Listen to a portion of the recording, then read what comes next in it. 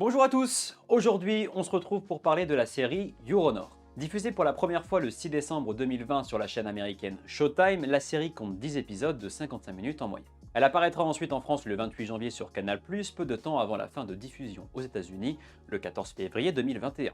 Il faut savoir que cette série créée par Peter Moffat est un remake de la série israélienne Gvodo, diffusée en 2017 qui compte 2 saisons de 12 et 10 épisodes. Remake qui n'est désormais plus le seul puisque depuis ce lundi, TF1 a commencé la diffusion de son remake à la française, baptisé Un homme d'honneur. Cette création, toujours basée sur la série israélienne, est portée par un beau petit casting composé de Can Merad, Zabou Bretman, Rod Parado, Horatica ou encore Gérard Depardieu. Bon, vous allez me dire, c'est super tout ça, mais de quoi ça parle? Eh bien, on va y venir dès maintenant. Je tiens d'abord à signaler que dans cette partie, je vais non seulement parler de l'histoire, mais je vais aussi la décortiquer, et donc par la même occasion, spoiler. Donc si vous comptez ne pas être spoil, je vous invite à stopper ici la vidéo et à revenir quand vous aurez regardé cette série disponible sur MyCanal. Les avertissements sont faits, on peut passer à la suite.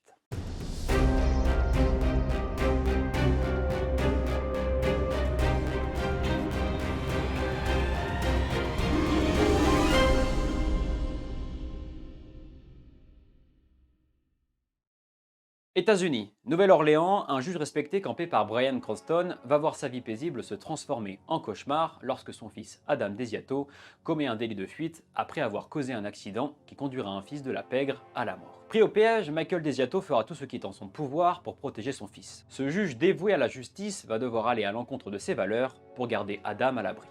Avec un premier arc narratif où Michael Desiato va tout faire pour effacer toute preuve reliant son fils à ce tragique accident, c'est malheureusement dès ses premiers épisodes que la série va déraper une première fois. Pour couvrir son fils de toute suspicion, il commencera d'abord par s'attribuer le meurtre de Rocco Baxter et s'attellera ensuite via les contacts de son meilleur ami, et entreprend devenir maire de la ville, à faire disparaître la voiture de son fils.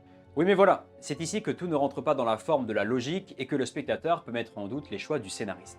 Après avoir fait disparaître sa voiture sous forme de vol, commis par Coffee Jones, membre d'un gang de la ville, notre juge adoré va signaler ce vol à la police. Alors pourquoi, me diriez-vous?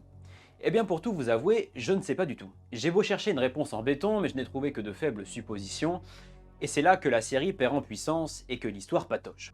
Vous allez me dire, et c'est logique, si Michael fait en sorte de faire disparaître sa voiture incognito, la fait détruire, brûler ou écraser par un monster truck, alors les chances sont faibles pour qu'on le relie à cet accident. Et alors tout se jouera peut-être sur la conscience de son fils ou sur ce torchon plein de sang égaré sous un meuble de leur maison.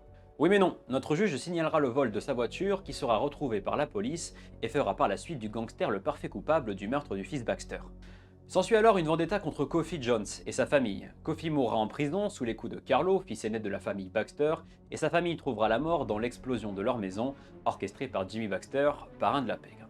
Cependant, un des demi-frères de Coffee évitera cette fin tragique, et on retrouvera ce personnage un peu plus tard.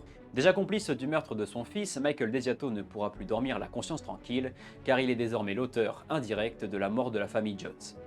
L'histoire avance, les épisodes passent, et on attend tous que la série prenne son envol. Et c'est ce qu'elle va faire, un peu tardivement certes, dès l'épisode 6. Jimmy Baxter va découvrir alors que le réel meurtrier est en réalité le juge le plus respecté de la ville et compte alors l'exécuter. À deux doigts de mourir dans un vieux hangar du port de la ville, Michael jouera sa dernière carte pour sauver sa peau. Impliqué parallèlement dans une histoire de trafic de drogue, Carlo Baxter se retrouve à la case prison et va être jugé pour le meurtre de Coffee Jones. C'est alors ici que notre juge désespéré va bafouer tout ce qu'il est, en promettant arranger la situation pour Carlo en l'innocentant lors du procès qu'il jugera. On est à la fin de l'épisode 6, et la série est enfin lancée. Il en reste 4, et le spectateur est alors mis sous l'intrigue principale. Quelle va être la suite pour Michael et son fils? Va-t-il réussir à faire innocenter Carlo Baxter pour éviter de mourir? Et comment va se terminer toute cette histoire? Eh bien vous allez voir que la suite des événements va être satisfaisante, mais également insensée.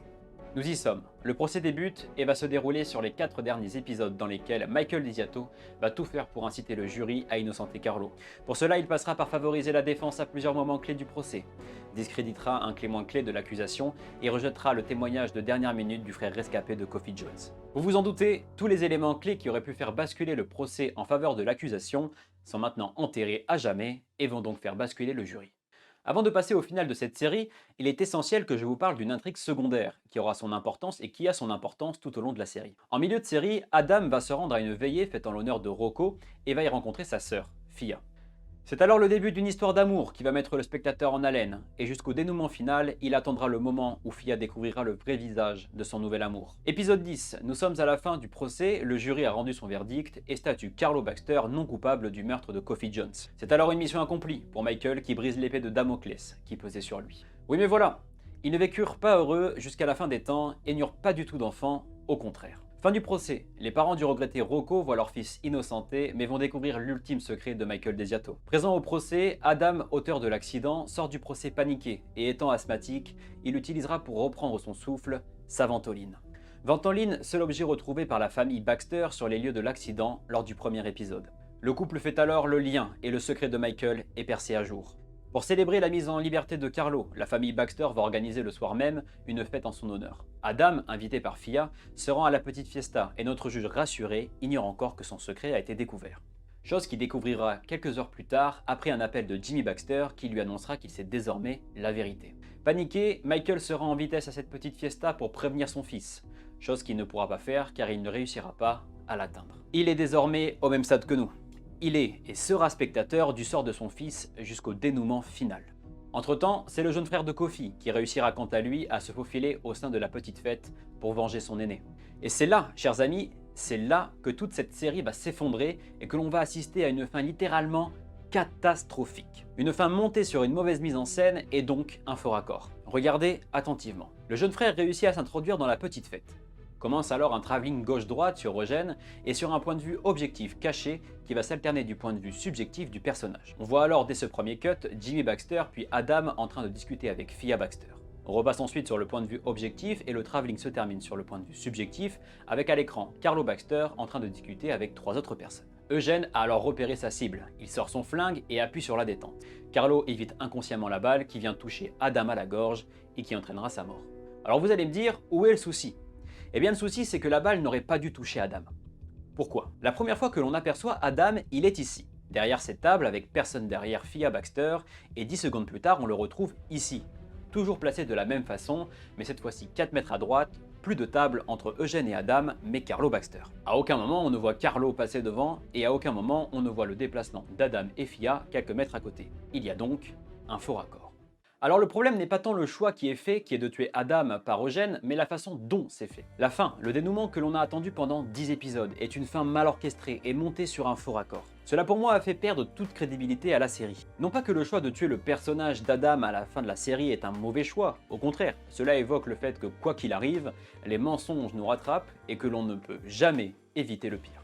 Mais le fait que celui-ci soit mis en scène de cette façon m'a d'abord étonné puis dégoûté. Non parce que si on parle maintenant de la série, en elle-même, sa mise en scène plutôt classique dans son ensemble reste quand même qualitative. Et finir sur ça est tout simplement étonnant et déroutant.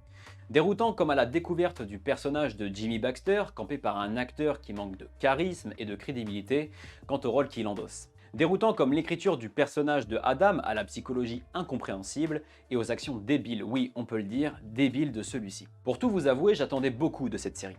J'ai découvert son existence avant sa diffusion aux US et après avoir vu quelques teasers sur les réseaux, j'avais hâte que celle-ci débarque en France. Un Bryan Cranston qui campe un rôle un peu similaire à celui qu'il a joué dans Breaking Bad, un synopsis intéressant, tout était réuni pour que ça soit excellent. Malheureusement, ce ne fut pas le cas. Alors je préfère quand même souligner que cette série n'a pas que cette mise en scène comme point fort.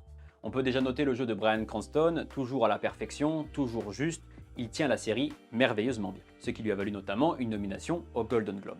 On peut noter également l'histoire et l'intrigue principale intéressante qui restent debout malgré les petites fautes du début. La relation amoureuse entre Adam et Fia est une intrigue qui fonctionne très bien et tient parfaitement le spectateur en haleine. Pour finir, la relation et les rôles qu'ont les personnages secondaires sur l'histoire est plutôt bien écrit. Globalement, j'ai passé un bon moment, mais je reste quand même déçu.